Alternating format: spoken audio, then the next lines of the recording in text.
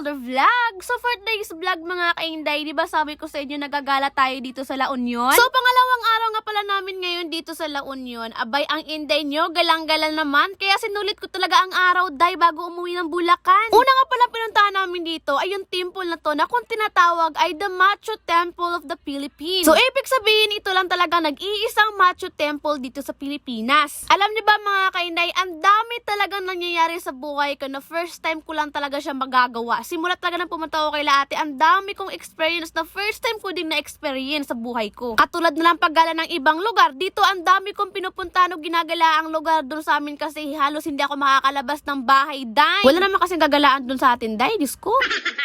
Aba, Diyos ko, day, wala nagiundang laag. Kung sa una magsikir, kagpundog balay karon di nagkakapundog balay, day. Diyos mio. But anyways, pagkatapos nga pala namin pumunta dun sa may temple, day, bumalik kami dito kung saan kami nagstay dito sa La Union. And share ko lang din sa inyo mga kainday, malapit lang pala kami dito sa dagat. Kasi ito yung gusto ni Kuya Norby na makikita daw niya yung dagat, day. Abay, sinabihan ko nga si Kuya Norby, gusto mo pala malapit sa dagat, kuya. Ba't di ka na lang sumama kaya sa akin dun sa probinsya? Syaro, di ka pa pulag dagat dito. Actually mga kainday, hindi talaga to yung una ng pinagstayan nung pumunta kami dito sa La Union. Kasi kinabukasan, lumipat kami dito. Kasi sabi nga ni Kuya, gusto doon niya malapit daw sa dagat. Mga bandang hapon na nga to mga kainday. At naisipan ko pumunta dito sa dagat kasi nakita ko, puro bato-bato yung dagat. At baka kasi may talaba dito, day, kaya mangunguha tayo ng talaba. Kung sa amin pa kasi mga ganito mga kainday, mga inganing forma, manginhas na miday sa daping dagat. Day, mo rin nangitag talaba, day, nangitaw isda. Habang naghahanap nga pala ako dito mga talaba mga kainday, nakikita ko si Kuya doon sa direction kung saan din ako pupunta, kaya tinanong ko siya kung may talaba talaga dito. Kuya, dito ba may mga talaba po ba dito? Ha? Mga gatong bato-bato, may talaba po ba? Oo. Ah. Sabi nga ni Kuya, meron nga daw, pero kanina pa ako naghahanap dito dahil kahit isang talaba wala akong nakikita. Joker mo siguro na si Kuya? Habang naglalakad nga ako dito mga kainday sa kakahanap ng talaba, napansin ko lumalapit sa akin si Ate Ading. Ba't ka kasi nakapaa? Masakit yung bato.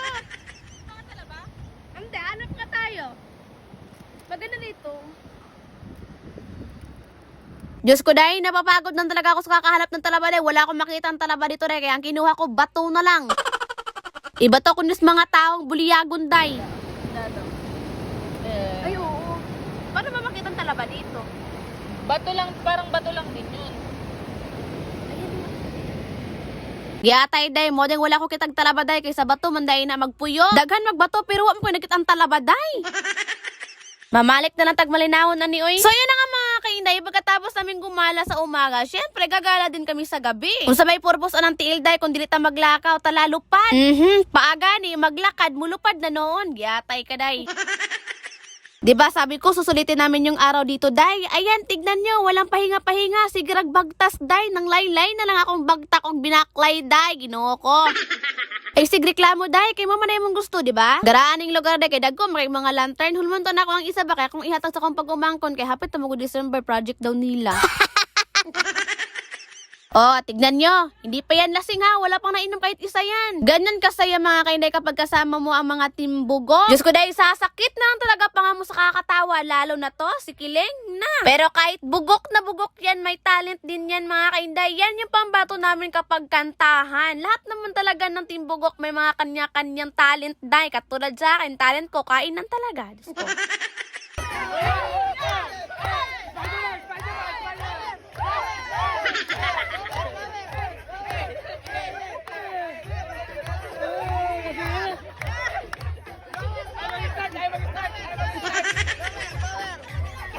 One eternity later.